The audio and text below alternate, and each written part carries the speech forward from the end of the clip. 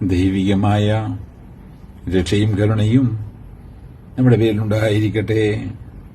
വിശുദ്ധ ഖുർആൻ അധ്യായം 3 സൂറത്ത് ആലി ഇമ്രാൻ വചനം 142. ബിസ്മില്ലാഹിർ റഹ്മാനിർ റഹീം. അമ്മ സിബ്തും അൻ തദ്ഖുലുൽ ജന്നത വലമ്മാ യഹ്ലിമുല്ലാഹു അല്ലദീന